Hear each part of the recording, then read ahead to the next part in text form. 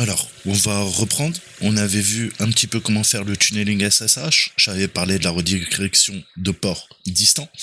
On avait vu, vous l'avez sous les yeux, hein, le principe de SSH tunneling. Et on avait redirigé un port 3389 de ma machine de l'attaquant, la 1111, vers un 3389 sur la machine 3333. Alors, maintenant, on va voir. Ça, c'est du reverse remote, hein, donc à distance. Maintenant, on va voir en local. Donc local, vous l'avez bien compris, c'est tout l'inverse, hein. La redirection de port local va nous permettre de tirer un port d'un serveur SSH vers le client SSH. C'est ce que vous avez sous les yeux. Vous voyez que ça change la donne. Donc dans notre scénario, cela pourrait être utilisé pour prendre n'importe quel service disponible sur la machine de notre attaquant et la rendre disponible via un port sur PC1, hein, qui est notre serveur mandataire. De cette façon, tout autre qui ne peut pas se connecter directement au PC de l'attaquant, mais qui peut se connecter à PC1, serait désormais en mesure d'atteindre des services de l'attaquant via l'hôte, hein, qui permet de pivoter. La 2-2-2-2. Donc l'utilisation de ce type de redirection nous permettrait d'exécuter des shells inversés à partir d'hôtes qui ne seraient normalement pas en mesure de se reconnecter à nous et simplement de rendre tout service qui nous voulons disponible pour les machines et qui n'ont pas de connexion directe avec nous. Donc là, on voit qu'on établit le tunneling entre le port 80 de la machine de l'attaquant avec le port 80 du PC1 et à partir de là, c'est le serveur qui va venir se connecter sur le port 80 du serveur mandataire et qui va arriver sur mon port 80 de la machine attaquante. Donc pour transférer le port 80 à partir de la machine de l'attaquant et rendre disponible à partir de PC1, on va exécuter la commande suivante. On avait utilisé le petit R, maintenant on va utiliser le grand L. Alors techniquement pour nous, ça veut dire quoi? SSH, je vais utiliser mon ami tunnel, hein, qu'on avait créé ensemble dans la précédente vidéo. On va aller sur la 1, ça c'est ma machine. Et cette fois-ci, au lieu de faire le L, le R, hein, qui veut dire le remote, on va dû dire local. D'accord? Donc redirection de port local. Ensuite, je lui cale mon wildcard 2.80. Qu'est-ce que ça veut dire au niveau de la syntaxe? Cette option nous oblige à indiquer le socket, hein, local, utilisé par PC1 pour recevoir les connexions. Donc je lui dis tout, wildcard, et pour lui c'est le port 80. D'accord? Et à distance aussi, la prise distante, hein, on va lui dire, bah écoute, tu te connectes au localhost port 80. Ok, donc 127.0.0.1 80. Et là, notre N, comme d'habitude. Hein, n'oubliez pas, sinon ça fait sauter la connexion. Encore une fois, mal nécessaire. Donc ce qu'il faut comprendre, c'est que on lui donne, hein, toutes les connexions, wildcard 2.80, et on utilise l'adresse IP 127.0.0.1 au niveau du deuxième socket, car d'un point de vue du PC de l'attaquant, hein, c'est l'hôte qui détient le port à transférer. D'accord? C'est pas nous, c'est lui. Donc c'est le 2222, mais tu as bien compris qu'avec cette opération, maintenant quand j'irai sur mon 127.0.0.1, c'est-à-dire que si j'ouvre mon navigateur Firefox et que je donne cette adresse, qu'est-ce qui va se passer? Je vais me retrouver sur la page web, hein, du serveur. Pourquoi? Bah parce que du coup le serveur se connecte au port 80, hein, port 80, et le 2222 reroute son port 80 vers mon port 80. D'accord? Ça, faut bien le comprendre, en fait, hein. Il y a, soit on le fait redirection de port local, généralement on utilise une adresse en 127.0.0.0.1, et vous l'avez vu quand on fait du remote avec le grand R, généralement c'est pas le localhost qu'on utilise, on précise l'adresse IP de la machine. D'accord? Donc faites bien le distinguo, c'est important de comprendre, même si dans les faits, que vous fassiez un remote ou une redirection de port local, la finalité, c'est toujours d'atteindre généralement avec une adresse en localhost, non pas votre localhost, mais leur localhost. D'accord? C'est comme ça qu'on peut relier deux réseaux privés en passant par Internet. Mais il faut pas oublier que il y a des restrictions. Hein, il y a des restrictions. Là, on a demandé à l'hôte qui détient le port 80 de tout transférer, de faire notre pipe, un tube nommé. Mais étant donné que le nouveau port sur PC1 est ouvert, hein, il faudra très souvent quoi ajouter une connexion entrantes, d'accord? Et les privilèges administrateurs sont nécessaires, d'accord? Donc techniquement, qu'est-ce que je ferai? J'irai sur la machine 2222, hein, c'est ce que je ferai, et on peut lui faire un net. Alors avec un net SH, vous gérez, pardon, j'ai de la latence, vous gérez le pare-feu. Donc vous allez faire ADV, Advance, d'accord? Firewall, parce qu'on a un pare-feu de base et on a le pare-feu avancé. On va lui dire, écoute, Firewall, tu ajoutes une règle, rule, tu lui donnes un nom, d'accord? C'est important. Euh, tu vois ce que tu veux. Ok. Donc là, il nous faut la direction. On a quoi? En direction, on a in, out. Là, ça sera quoi? Ça sera, vous l'avez compris, in. Pourquoi? C'est entrant. Incoming. Hein? Incoming, outcoming. Inbound, outbound. D'accord? Ensuite, l'action. Action, on va quoi? On veut allow. Hein? Soit tu allow, soit tu deny. D'accord? Tu autorises ou tu refuses. Là, on va lui faire un allow. Il nous faut quoi? Protocole. Protocole, on veut lui dire quoi? Bah, c'est du TCP, tu l'as bien compris. Et il faut lui préciser le port local. D'accord? Je lui ai donné le nom de la règle, mais lui, il sait pas de quel port on parle. Donc, je vais dire, si vous regardez le diagramme sous les yeux, je vais dire à 2, 2, 2, 2, c'est-à-dire notre serveur PC1, serveur mandataire, notre proxy, je vais lui dire, écoute, maintenant, ton port local 80 va être ouvert. Et ce port 80, le tien, on va le relier avec le mien, mon port 80. D'accord? Et on va demander au serveur de se connecter. D'accord? Donc techniquement, c'est du local, mais on attend une connexion entrante. D'accord? Voilà, vous faites cette commande. Chaque situation, en fonction de la situation, vous allez utiliser telle ou telle technique. Vous l'avez bien compris. Donc qu'est-ce qui va se passer en fait techniquement? Eh ben, maintenant, je vais quoi? Je vais pouvoir lui dire, écoute, allez dans mon navigateur, lui dire, écoute, on a 2, 2 et le port 80, et vous avez bien compris que qu'est-ce qui va se passer. En fait, on va avoir le... Donc qu'est-ce qui se passe techniquement si on met ça dans notre navigateur? On a quoi? Eh ben maintenant, c'est pas le 2280 qui se connecte vers le 3, c'est l'inverse. Hein, c'est le 3, 3, 3, 3 qui va se connecter au port 80 du 2222, et nous, bah, on peut de facto y accéder, puisqu'on a mis en place notre tunnel en vert. Hein, et son port 80, c'est mon port 80. D'accord? Donc si le 333 se connecte sur le 80 de 2222, moi, je peux y accéder. Tu l'as bien compris.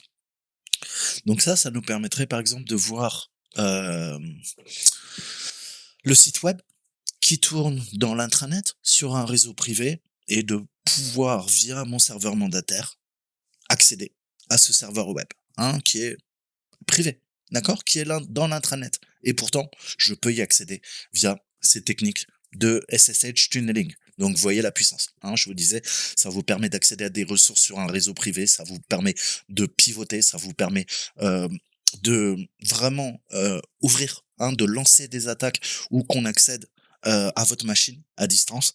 Et encore une fois, je vous disais, faites attention quand vous faites un tunnel. N'oubliez pas que si vous lancez, alors le pire truc à faire, c'est lancer sudo SSH pour faire un SSH tunneling. Pourquoi? Parce que si tu ouvres un tunnel en route, si jamais de l'autre côté, la partie défensive commence à quoi? Imaginons, c'est assez fou, mais à trouver ton mot de passe SSH en brute force, ils ont quoi? Ils ont la solution. Ils peuvent à leur tour se connecter, puisque c'est un tunnel, à ton ordinateur et attaquer ta machine. D'accord? Donc n'oublie pas, quand tu fais des trucs, tu crois tout le temps que t'es l'attaquant, c'est toi qui attaques, mais attention, la cible, elle peut se transformer en chasseur. D'accord? Toi, t'es le chasseur, t'es le prédateur, et bah tu peux devenir le prédaté, hein, comme disait quelqu'un. Donc voilà, fais attention, hein, ça peut se retourner et on l'a vu, hein, on l'a vu techniquement. Là dernièrement, il y a quoi? Il y a Lapsus, hein, qui s'est fait attaquer par Nvidia. Quand je vous dis que toutes les grosses entreprises travaillent pour les services de renseignement, quand je vous dis que GeForce Experience c'est une porte dérobée dans votre système, comment ils ont pu attaquer Lapsus? Comment en si peu de temps ils ont pu attaquer les hackers anglais et pas que? Pourquoi? Bah parce qu'ils avaient tous installé Nvidia, leur driver Nvidia, et je suis sûr qu'on peut les militariser. D'accord? Comment Nvidia a trouvé une porte dérobée? Une 0D dans des systèmes patchés? Ça veut dire que la backdoor, elle est où? Elle est dans les systèmes Nvidia. C'est tout. Comment Nvidia a pu attaquer ces gens-là? C'est la première fois d'ailleurs qu'on voit une entreprise américaine cotée au Nasdaq qui s'attaque aux hackers qui viennent la pirater. D'accord? Donc c'est en train de changer. Hein, et peut-être que dans 10-20 ans, eh ben, les entreprises vont venir pirater les pirates. Vous attaquez l'armée vous attaque en retour. C'est le jeu, ma pauvre Lucette.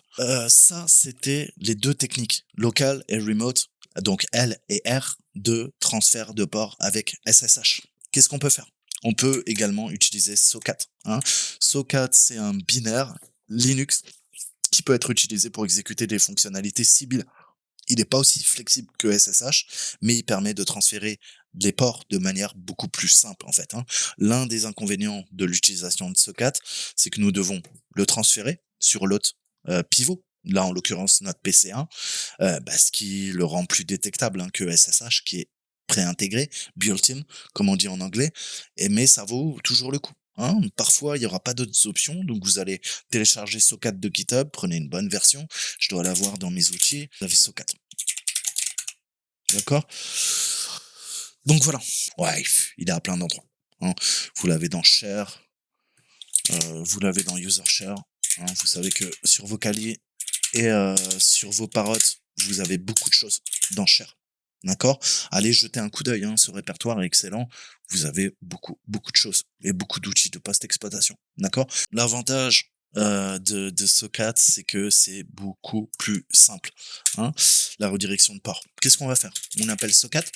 Hein, une fois que vous l'aurez téléchargé d'internet, TCP 4. On veut quoi? Donc là, on lui dit en IPv4, je veux écouter, d'accord, sur le port 1, 2, 3, 4, c'est un exemple.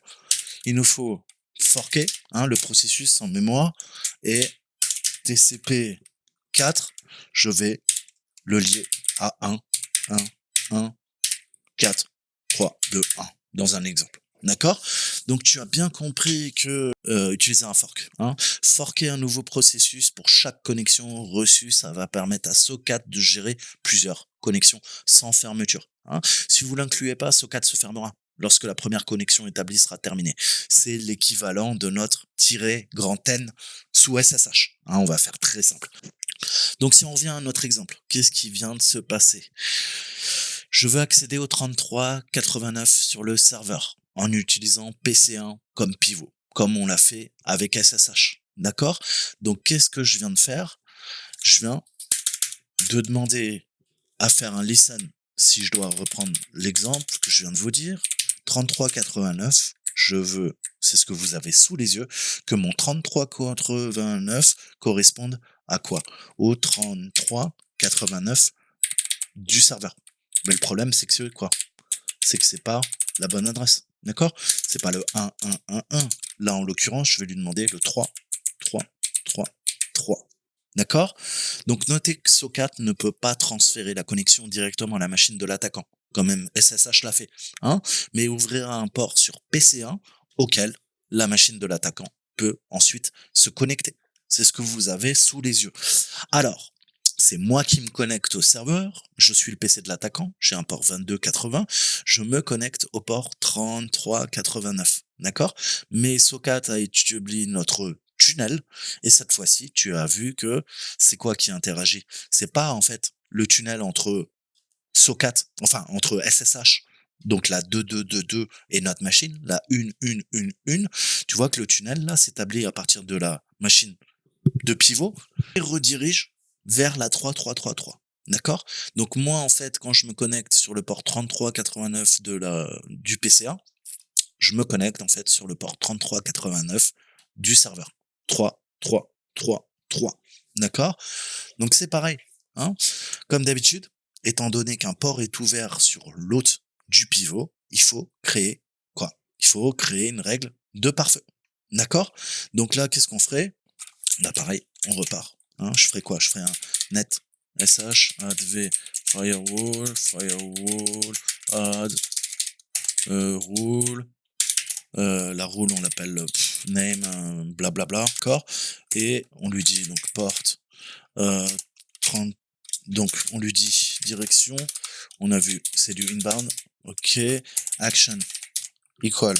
Hello. D'accord, on autorise protocole TCP, on l'a vu. Protocole TCP, on l'a vu.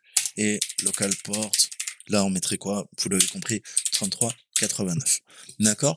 Une fois que c'est fait, en effet, on vient d'ouvrir sur PC1 le port 3389 en entrée. C'est moi qui vais me connecter au serveur et ça me redirige automatiquement vers le 3389 distant du 3333. D'accord?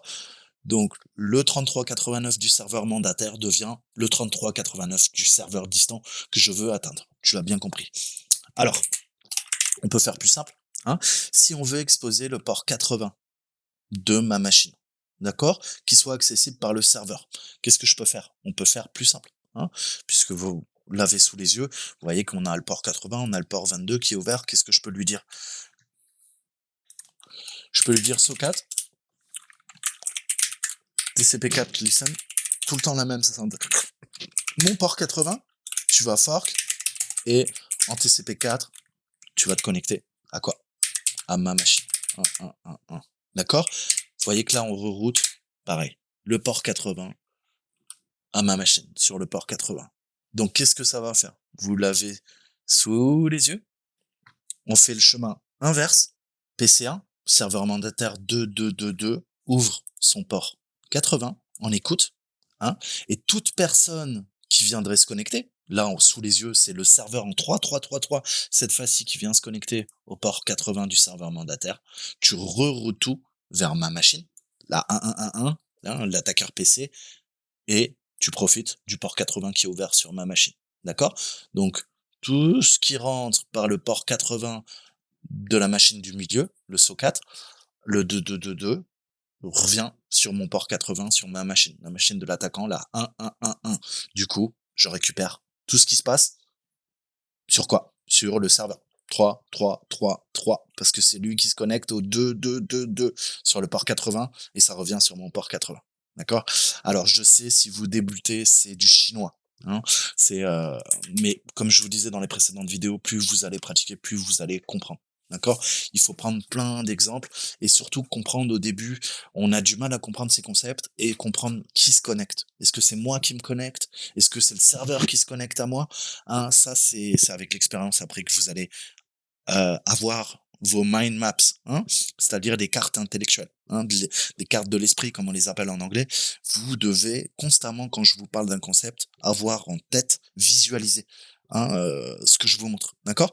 Quand je te passe cette commande, il faut que tu aies sous les yeux, dans ta tête, tu aies intégré, voilà, le serveur, le PC1 et l'attaquant. D'accord? Je dois plus avoir besoin de te montrer des images pour que automatiquement, avec ton cerveau, tu fasses la corrélation.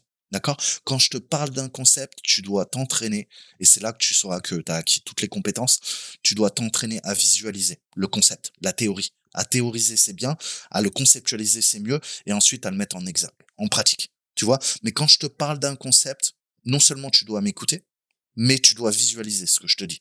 Et c'est pas moi, d'accord? C'est la personne qui t'enseignera, c'est le livre que tu liras, c'est le tuto que tu suivras, ou peu importe les connaissances que tu essayes d'ingurgiter.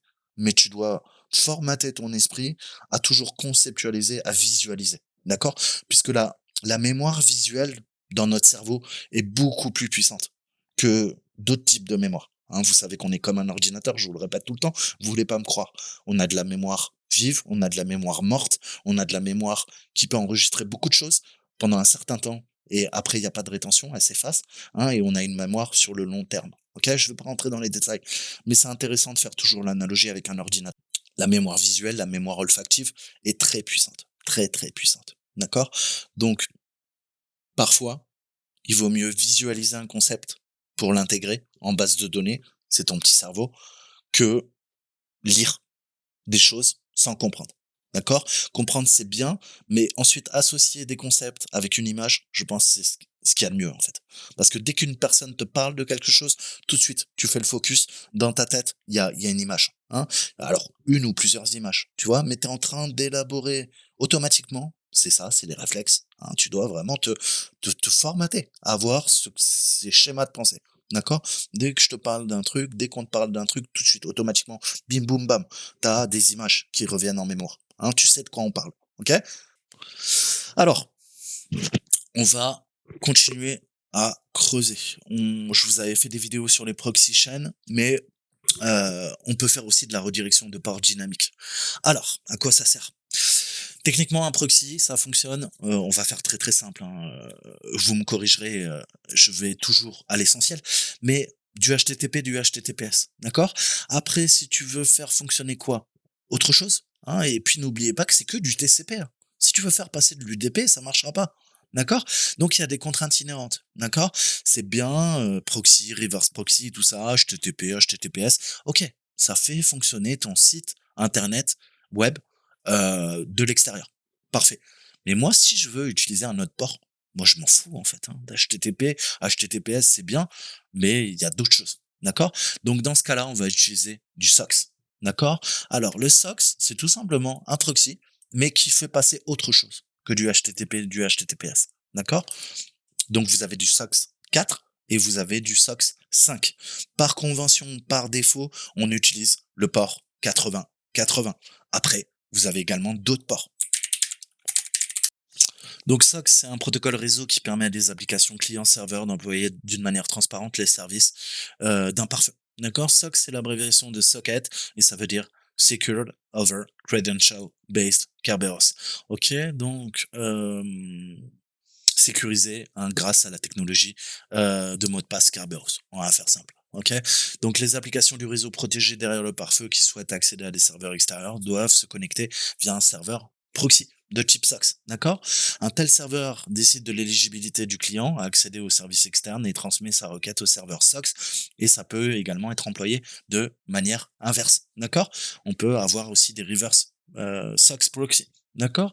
Donc ça va permettre cette fois-ci aux applications à l'extérieur de se connecter au serveur derrière le pare-feu, d'accord? Donc je vous mettrai la page Wikipédia, hein. Donc le SOX V5, c'est le dernier. Le V4 est plus ancien. Le V5 offre davantage de possibilités d'authentification ainsi que le support de l'UDP, hein, puisque vous vous rappelez ce que je vous disais en préambule là il y a quelques minutes. Tu peux faire que du TCP, d'accord? Mais le TCP c'est pas de l'UDP. Donc si tu veux de l'UDP, c'est du SOX V5 qu'il faudra et pas du V4. D'accord? Donc le SOX V5, c'est une extension qui ajoute de nouvelles fonctionnalités. Dans notre exemple, qu'est-ce qu'on peut faire? On peut, je vais lui dire, tunnel, tu vas te connecter à ma machine, qui est la 1111, d'accord? On part en reverse, 80 050, je choisis un port, ok. Donc, on lance, hein, c'est un exemple, tu l'as bien compris. Qu'est-ce que ça va faire?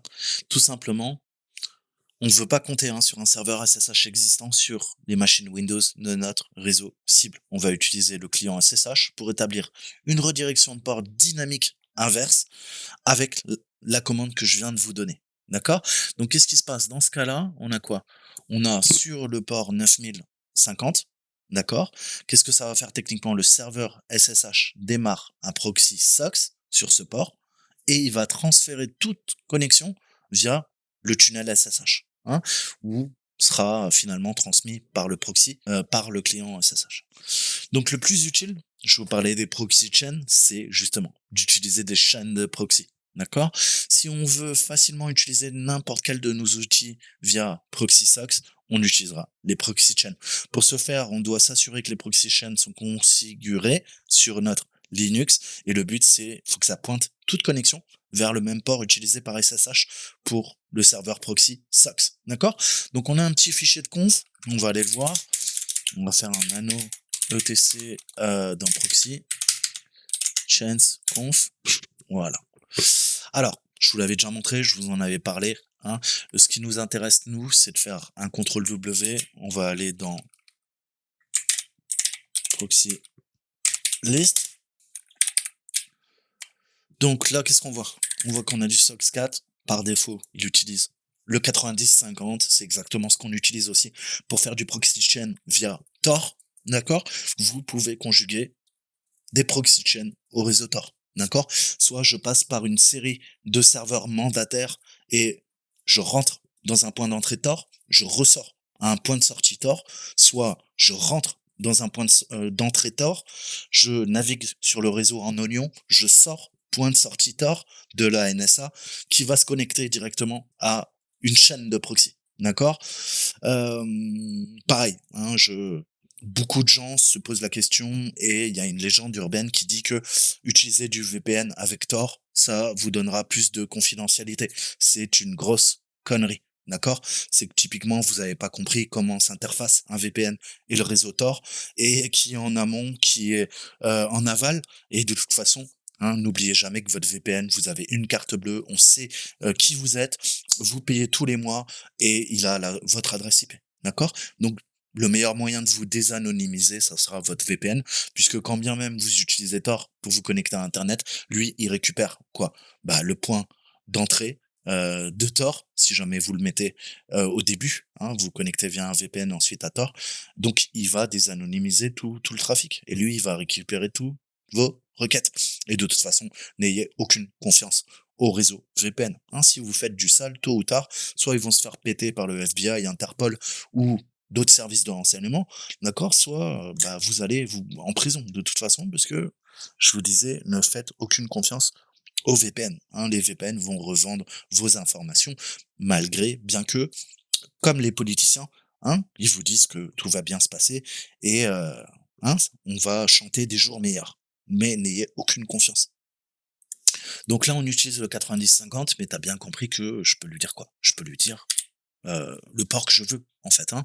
Et après, dans ma commande, j'utiliserai une autre commande. D'accord? Je ferai un SSH tunneling @1111 reverse sur le 66. D'accord? -n, par exemple. Donc n'oubliez pas que ça, c'est bon. D'accord? Ensuite, qu'est-ce que je peux? Bah, je lance Proxy Chain. À chaque fois que j'utilise un programme, j'utilise Proxy Chain avant. Ça me permet de chaîner via une chaîne proxy toutes les communications du programme. D'accord? Donc, je peux faire un curl. Je peux tout à fait faire un curl sur HTTP, try at me. D'accord? Une fois que j'ai lancé le tunnel SSH. Hein, n'oubliez pas. Et ça, c'est cool. Mais n'oubliez pas qu'il y a Nmap. Ça va être très compliqué, voire impossible de scanner. Ça va être très très lent ou vous allez vous faire jeter. D'accord? Donc pensez que Nmap peut pas fonctionner correctement avec SOX dans certaines circonstances et parfois ça va modifier les résultats de votre scan. D'accord? Donc tout va dépendre le type de scan que vous faites, le type de connexion que vous utilisez, mais pensez que ça va être très lent dans le meilleur des cas et ça va être bourré de faux positifs et ça va déconner dans le pire des cas.